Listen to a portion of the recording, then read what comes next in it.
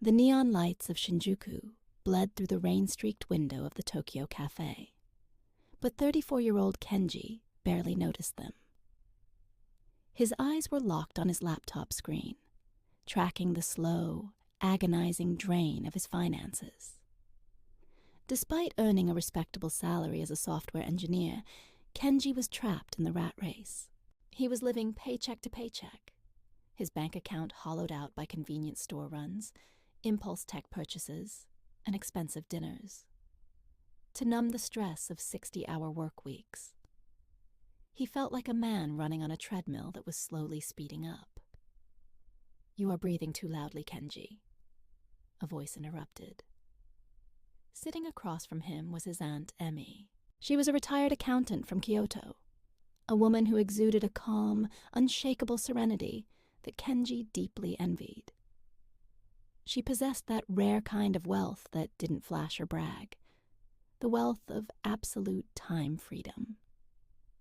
Kenji sighed, closing his laptop. "I don't get it, Auntie. I make good money, but by the third week I'm scraping the bottom. I want to be financially free, but it feels like a myth." Emmy took a slow sip of her green tea. "Financial freedom is not a myth, Kenji. It is a relationship. Right now, you are treating your money like an uninvited guest. You must learn the way of Kakebo." "Kakebo," Kenji muttered. "The old paper ledger system. Isn't that what grandmothers use?" "It is what wise people use," Emmy corrected gently. Kakebo was created in 1904 by Hani Motoko, Japan's first female journalist. It is not just about tracking pennies. It is a mindfulness practice. It asks you 4 simple questions. How much money do you have available?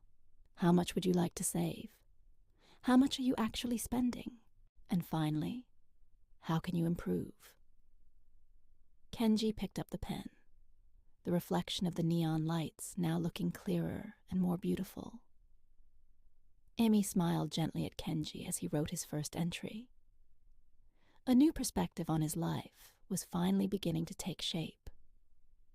To achieve financial freedom, you must first categorize your life into 4 distinct streams. No apps, no automated spreadsheets. You must write them by hand to feel the weight of your choices. Column 1. Needs, seikatsu. The absolute essentials for survival. Rent, groceries, electricity, medicine.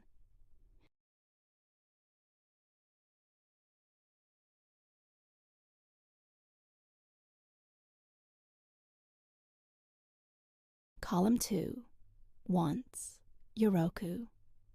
Things you enjoy but could live without. Cafe coffee, dinners out, new gadgets. Column 3. Culture, kyoyo. Things that feed your mind and spirit. Books, museum tickets, educational courses. Column 4. Unexpected, tokubetsu. The chaotic disruptions of life. Medical emergencies, car repairs, birthday gifts. The secret to financial freedom is not cutting out joy. It is shrinking yoroku, wants, to expand your savings while fiercely protecting kyoyo, culture. Because culture teaches you how to enjoy life without spending money. Kenji took the notebook home. That night, sitting on his tatami mat, he began the ritual. At the start of the month, he wrote down his fixed income.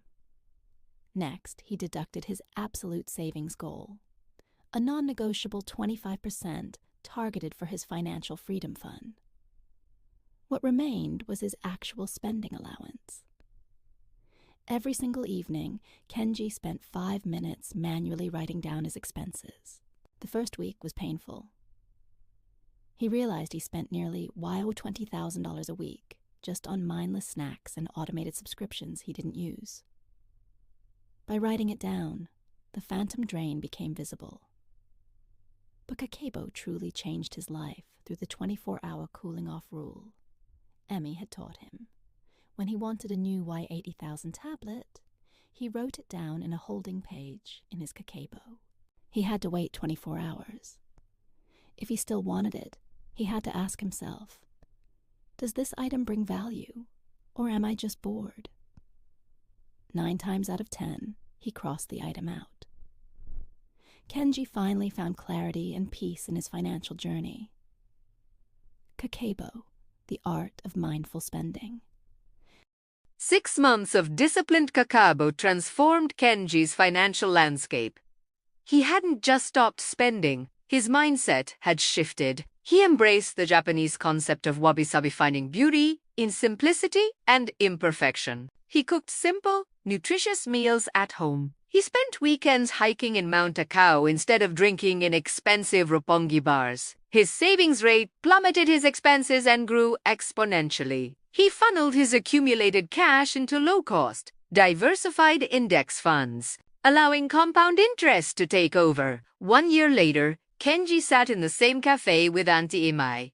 He handed her the Kakabo notebook. The pages were full of neat columns, but more importantly, the final page showed his net worth. He had built a 12-month runway of living expenses, and his investments were generating passive income that covered his basic sekitsu. He was, by definition, structurally free. He could leave his high-stress job tomorrow if he chose to. You see, Imai said, smiling as she closed the book. Financial freedom is not about having a mountain of gold. It is about knowing exactly how much is enough. When you master your Kakabo, you master your desires. And when you master your desires, no corporate machine can ever own you.